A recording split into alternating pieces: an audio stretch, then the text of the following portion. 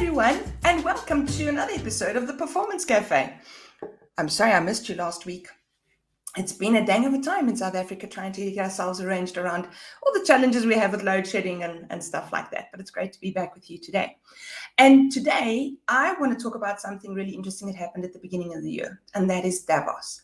And the reason I wanted to bring DAVOS to you was for two reasons. I think, firstly, we assume that it's a bunch of people who are talking somewhere in Switzerland, which they did, and I'm sure I ate plenty of good food.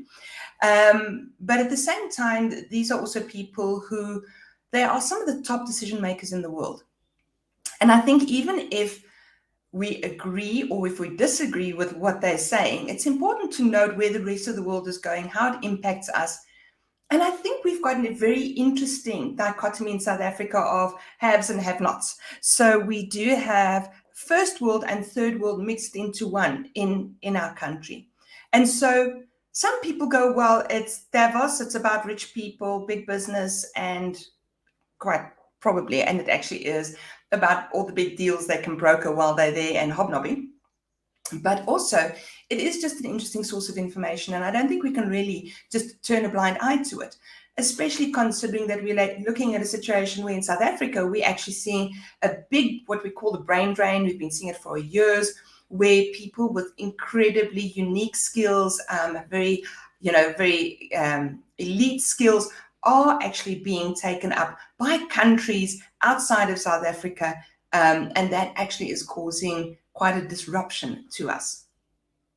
So let's start talking Davos. And we're not going to talk about all of Davos today. We're going to probably have a couple of these discussions over the next while. I think the first thing for us to think of is the discussion on the future of jobs. Now, there were a couple of participants. It was a panel discussion led by Jeff Katbo, and he is a very well-known financial journalist at CNBC, specifically for Europe, specifically in London. And it was quite interesting because before they started the discussion, he introduced the concept because he was over this whole thing of quiet quitting and all these trends that are going around. And he actually introduced a new trend that was actually shared with him by Pamela Coke-Hamilton, who we'll come back to in a minute. And it was about presenteeism. So we know about presenteeism, we know about absenteeism. So absenteeism is I'm not there. Presenteeism is my body is physically there, but I'm not there. And resenteeism is I don't want to be here to start off with. And it's specifically more focused around people who actually have to come back to the office and disagree with the whole policy.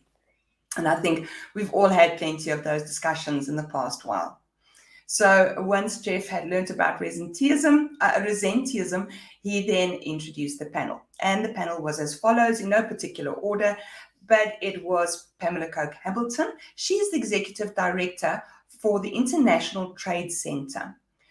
Then there's Gilbert Hongbo. He is the Director General for the International Labour Organization. He had a lot of stats and facts for us. And then there was the US Secretary of Labour, Martin Walsh. And last but not least, the CEO of Telefonica, Jose Maria Alvarez Palet. So I decided not to call this section the future of work because I'm sure it is the future of work, but the discussion, although an important one, is incredibly high level. And so for me, when I speak about the future of work, I'm more excited about, what are the jobs, the actual jobs we're looking at? What are the actual solutions and things that we're looking at in the near future? This was an incredibly strategic discussion. I'll give you a taste of it. So the first question went to Gilbert Hongbo, and he was asked, what is the future of work? Are we ever going to get back to what was considered normal previously? And he actually said quite an interesting thing. And he said, yes, we will get back to like the regular concept of work, and that work will flow and things will flow. But the way that we organize the workforce will be very different. Because of all the changes that have happened, and we're going to be speaking about some of them going forward, but because of all the changes that have happened, we find that there is just no way that we can sort of unring the bell. Of course, on top of that, he did have some hectic stats. Hectic would be such an unprofessional way of putting it, but literally hectic stats about how many jobs are being lost worldwide, that growth is only predicted to be at 1% worldwide in 2023. And that in the developing nations, growth will actually be at 3%, but that 3% will be minimized because of cultural norms and factors in those areas. So, for example, that the population is quite young. And then, in South Africa, we have other things that he didn't mention, but that we have, lack of education and stuff. And we're going to be talking about that in a second. So he also mentioned that we had COVID, and everyone thought, okay, after COVID we'd get the new normal, or we just go back to normal, whatever it was. We were just happy that it was going to undo, as Ross in Friends says, unhappen, right? And that certainly didn't happen, because after COVID we have the Ukraine war, and then of course things like mass inflation across the Western world, which means that for once it's not perfect Western world and poor shuddering third world. We actually find that the entire world seems to be in a little bit of a tumult right now. So I want to highlight the three of the points that I think they came up with most as a panel. So there was a lot of agreement. I'm going to point out points by specific people, but certainly no one was disagreeing at any point in time. The first one I want to point out is technology and the age of digitization, where this digital transformation is a big player in the world of work. So Jose Maria Alvarez Palet, who I spoke about earlier, the head of Telefonica, he said that one concern that he had was that digital technology must not create a further divide. It must be used to address and create equality. And a scary statistic that he had that I think specifically hit me as a South African was that during COVID, within 1 week of COVID, the digital technology growth was equal to a year's. So by the end of COVID, instead of having like this technological transition that takes a while that we can all adjust to, it actually just scooted 5 years of change into a couple of months. Now, from their perspective, from a European perspective, there is concern about that because they too have their haves and have-nots. But in South Africa, for us, it is an incredible gap. The inequality is huge. So what happens is when we want to take a look at what is the future of work, well, the problem is the future is computers and digital media in a country where people hardly have any connection, right? They don't have computers. They have very little access to the internet. They might have 3G on their phone, but it's not enough to be able to run a business with. I remember that even from a more practical experience, not even from digital technology or skill, I remember that when I was working, when we wanted to try and send people home into what would be rural areas, we found the computers were being stolen. All that digital tech was being stolen and being sold. So the problem we have here is broader than just can this person work with the digital technology, even if we get them to that. It's about how do we secure digital technology, especially in an environment that would be so well suited to remote work, because South Africa is kind of huge. And it would really be great to leverage off of all the people in urban areas who battle with work so that we can get the economy fueled in those areas as well. Of course, all the South African inputs are from me and not from Mr. Alvarez Palet because, the discussion was much more strategic and high level, as I said. Interestingly enough, when we take a look at the discussion, Martin Walsh, the US Secretary of Labor, said a very interesting thing. In South Africa, we've got very few jobs and too many people that are unskilled. In America, they've got the opposite. They actually have too many jobs and not enough skilled people. And it's not that the people aren't skilled.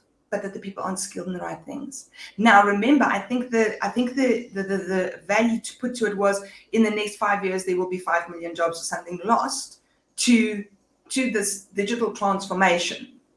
But that means we have to reskill people, and they're going to have to learn digital competencies to get there. So he spoke a lot about reskilling and upskilling people. One of the reasons that America is looking at this so strongly is also because they have a very big problem with immigration. So they've got a lot of immigrants who don't have work and don't necessarily, they have work, but they don't have the necessary skills. But if they're already in a business, then they can be upskilled. It just takes time. So they're thinking of adding the immigrants to their labor force in order to support that and then upskill them so that they can be ready for the jobs of the future. When we take a look at South Africa, well, immigrants have actually created a bit of chaos because depending on where immigrants come from, their level of education can be quite high. And from that perspective, it means that actually immigrants come to compete with South Africans for the limited jobs that are available. So it's an interesting concept, and definitely we need to upskill and reskill people in South Africa. But I think first we'll have to take a look at the previous layer of saying, how do we actually just educate? How do we give people basic education and training that works? The next point I wanted to bring to you, and it's sort of the last one as well, it was raised by Pamela Coke Hamilton. She's the Executive Director of International Trade Center, as I said. And one of the things that she spoke about quite passionately was the green transformation, right? Climate change. And again, how are we going to use the climate change crisis to create opportunities to stop inequality? And I thought this was a brilliant, brilliant view, is to link those two, because I'm a director a non-executive director on a nonprofit. Last year, I saw some great work being done on how nonprofits can offset the carbon or provide carbon credits for companies by having them work together. So all of a sudden, the ample land that people have around the nonprofits, where nonprofits are normally founded in the rural areas, can be used to grow trees to offset the carbon footprint of a corporate someplace else. And I think the important thing here was that whether we look at the use of digital technology, upskilling, reskilling, or the climate change initiatives, the important thing here is how do we reduce inequality? And I would like to close this off today with a little thought on if people at that level are thinking so deeply about inequality, how can we as businesses reduce inequality in our businesses? Now, the one thing that we can do is, obviously, there are social initiatives that we can take care of, can participate in.